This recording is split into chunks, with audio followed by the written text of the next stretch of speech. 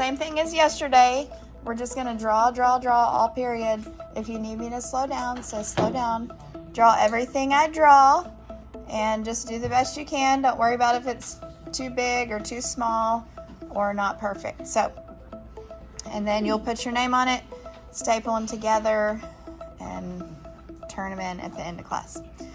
Okay, so today we're gonna practice drawing some things that go through other things, and then some things that are in other things and stacked on other things. So here we go. The first thing we're gonna do is draw a piece of paper on our piece of paper.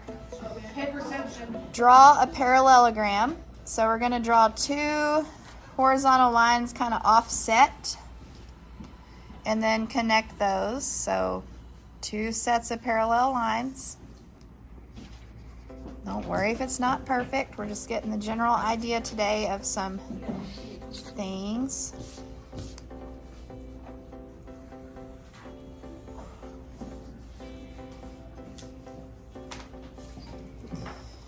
All right, so we're going to draw a cylinder going through the piece of paper. So we're going to draw an oval because it is foreshortened. Okay. Now, zoom in a little bit. You're going to draw your cylinder come inward from the edge of the oval slightly. And then you can shade in the empty space slightly.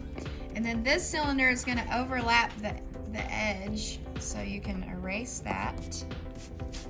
And then you're going to just extend your lines up past the edge of the paper. Parallel lines. You can make it as tall as you want.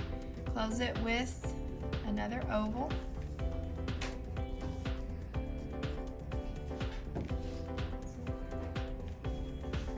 All right, so this top part of the cylinder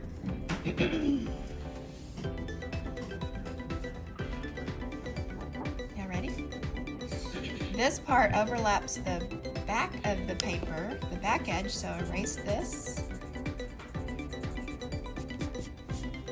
And then this comes through the paper, and then we have an implied line here. Remember, that is a line, we know it's there, but we can't see it.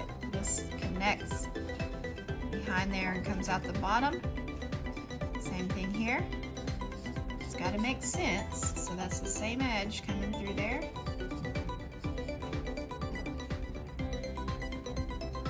And then close off the bottom of your cylinder. Now,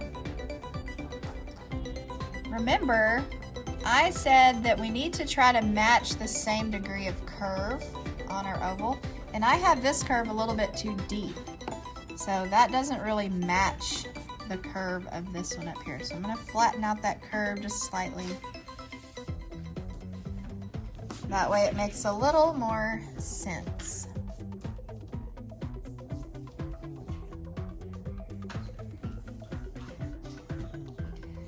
Okay, now we're going to draw 3 holes to make it kind of look like a piece of notebook paper. 1, 2, 3. And this time we're going to make rings, kind of like a 3-ring binder ring. So what I'll do is, right here I'm going to come out of the hole with 2 lines, and the inside line, it's going to wrap around, and then this one will parallel that. Yeah, like a donut. Concentric shapes, right? Concentric shapes, reviewing from yesterday, same shape inside the same shape. So then, make it make sense, we'll need to erase the edge of the paper where the ring goes over the top. And then erase the back of the oval where the ring goes in front of it.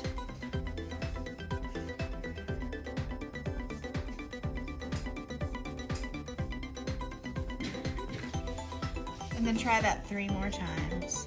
You can try a skinny ring. So just put your concentric circles closer together.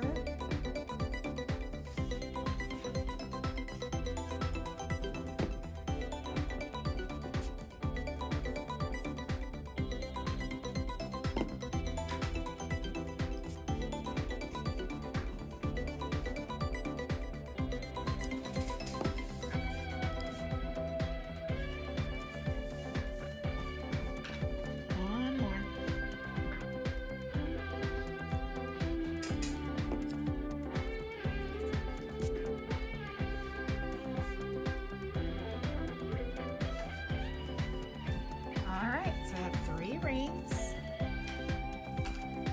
Now I'm going to give you kind of a preview of what we're about to do. We are going to do a shoelace. So we're going to draw the holes, and then we're going to start the shoelace down here. We're going to go up through the bottom, and then watch what it does. It comes up through the hole, comes out, overlaps over the edge of the paper, comes back up under the paper, out the hole. Oops, I didn't erase that line earlier.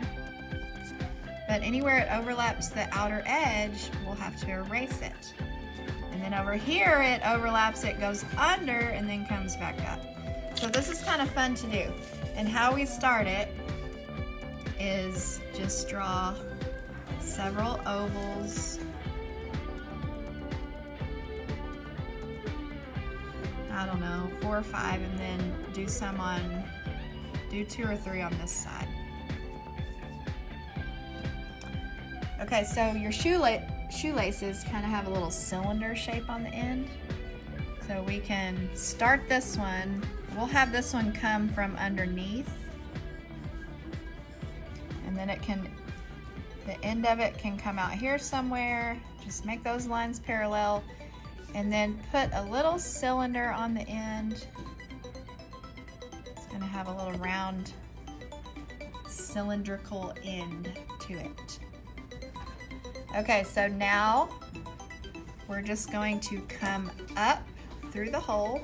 Wait, can you slow down? Yes, I will slow down. Yes. Okay, I will wait. All right, so bring this up through here. And then we're going to go out over the edge. So I would stop as you go and erase where you need to erase to make it make sense. So we've got to erase the back of that oval where it comes out, and then you come over the edge, you curve back up, whoops, come out, over the edge,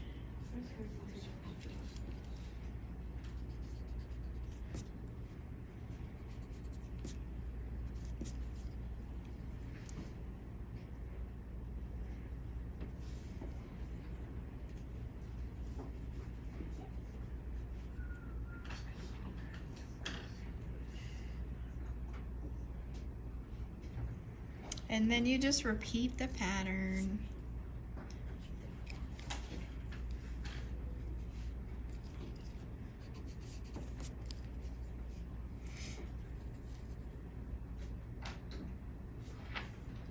What if I wanted to make it like squiggly?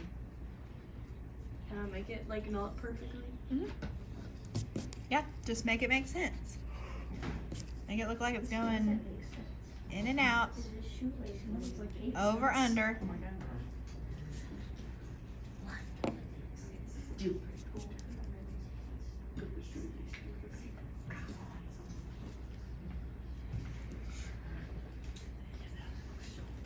You can kind of do whatever you want with it at the corner. Just make it make sense. I'm going to make mine come under the corner.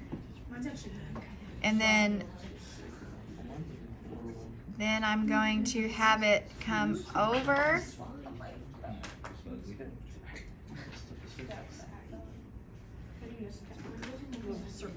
Oop, that kind of messed that up a little bit.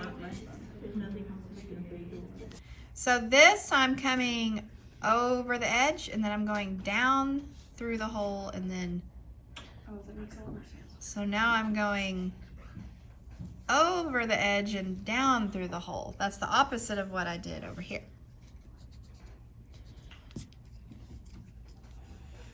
But you can keep coming up through the bottom of the hole. It just depends on which way you want to do it. So mine's going down, disappears behind the paper, and then comes out over here and goes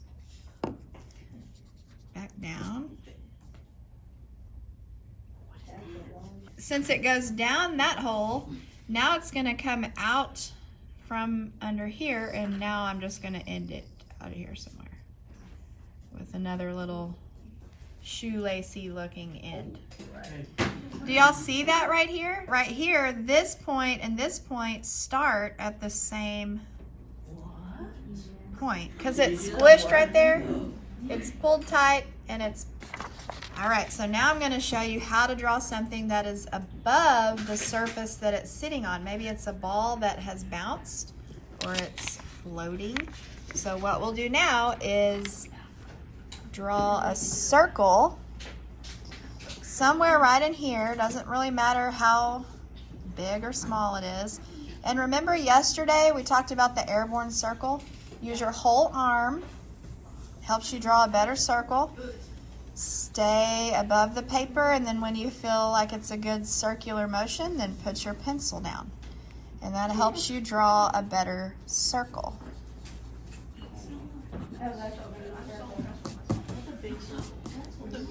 Okay, so maybe that's some sort of ball or just a sphere.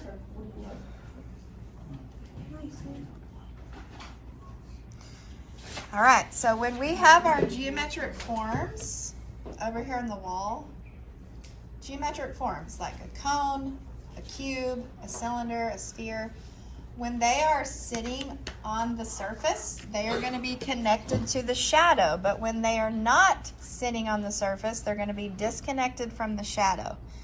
So what we'll do for a sphere is just kind of shade in an oval shape that is not connected to the sphere. It's going to appear as an oval. And then I'm going to bring y'all some tissues in a minute to blend. Okay? I don't want y'all using your fingers to shade because there's oil in your fingers. And when you shade on your nice drawing with oily fingers, it just sometimes makes it look dirty, but you can't erase it. Your finger seals it into the paper. So if you're in the habit of using your finger to shade, don't do that. Okay. Now, eyes up here. Eyes on the screen. After you do that, darken the center of the shadow slightly because down in the middle of your shadow is always going to be a little bit darker. Okay? That's because shadows get lighter as they go out towards the edge. Okay? Let's shade this sphere. So using the side of your pencil,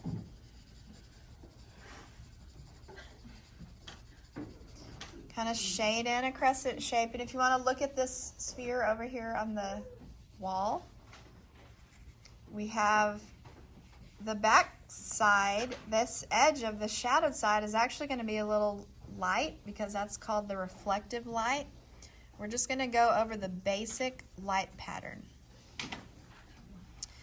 So actually this highlight would be more on the top because the shadow is directly below.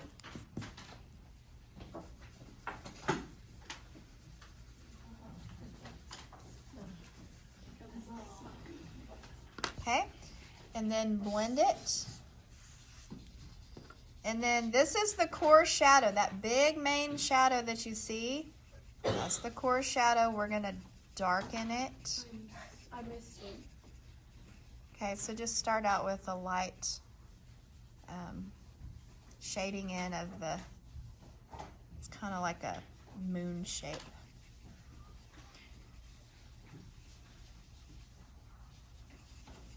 Now, we're not doing fine-tuned shading today. I'm just giving you the basic idea. So we have the highlight. Oops. Going too fast. Oh. So we have the highlight, and then we have the core shadow. Wait, do we write this down? Yep.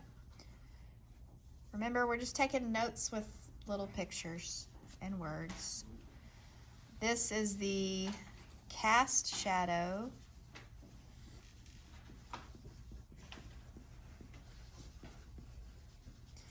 Okay, and then you'll always usually see a little bit of lightened area on the shadowed side. This is called reflective light.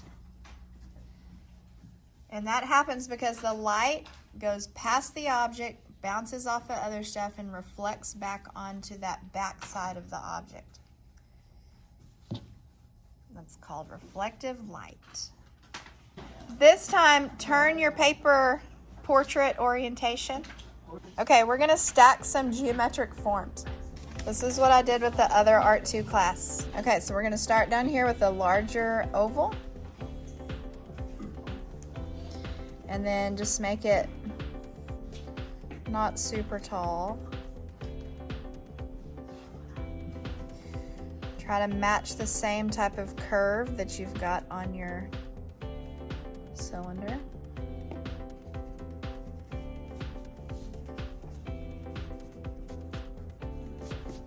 Now we're going to put another cylinder on top of this one. So you can start at the bottom. Vertical lines.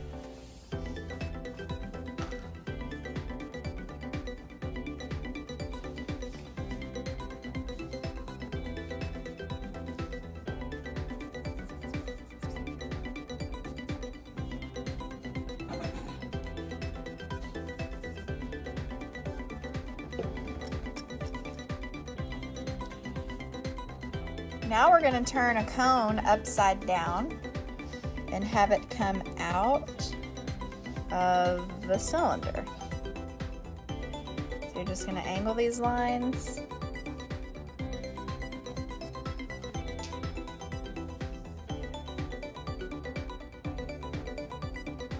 Add an oval. It overlaps. We cannot see through it, so we're going to erase that back edge. We're now going to draw a block on top of this. So we have to make sure that the block, okay, this block angles back like this, that it doesn't go past the back edge of that oval. So come kind of to the front edge and draw your square or rectangle.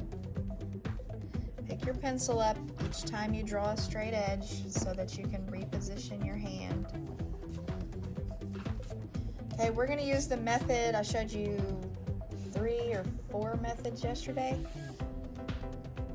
Parallel lines, 3 diagonal parallel lines, like this.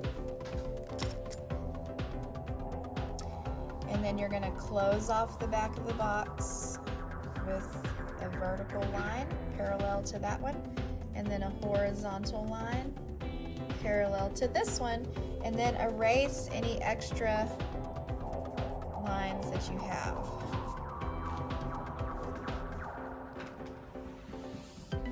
And then be sure to erase the back of that cone, or the oval right there. Okay, do y'all remember yesterday when I showed you how to make a box look like it's open? You erase that. Or you add a line. Yeah, you Okay. add a line going. It even has a sound effect, remember? It goes boop, like that.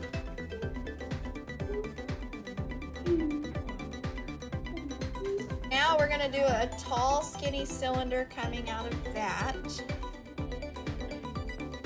So you're gonna come up. Try to go straight up.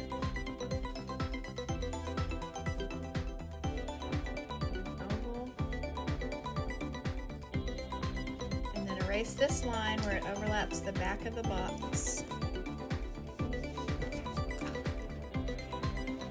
Now let's do some fun things with it here. We're gonna cut the hole in the side. So it's got to be kind of over to one side. You're going to draw the oval, vertical oval.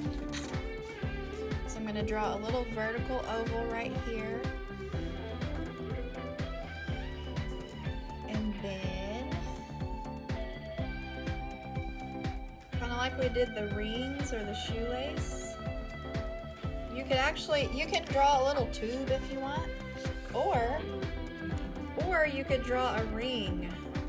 How in the world did we get a ring through a cylinder?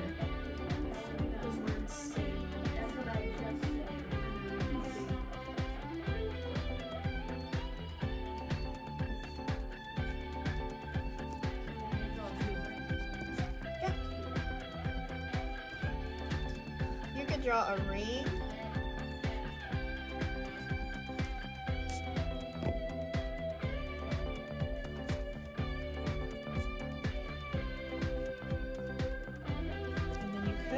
Draw another ring. Yeah.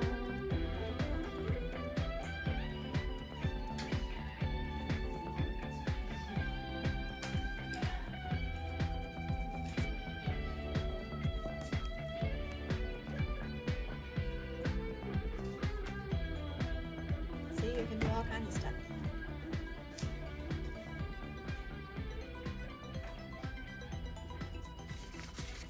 Okay, what I want you to do is I want to see what your shading abilities are. So I'm going to put this here next to this and spend the rest of the period I just want to see you do a little bit of shading. Okay, did y'all learn that last year? Yes. Like we kind of hardly went over it.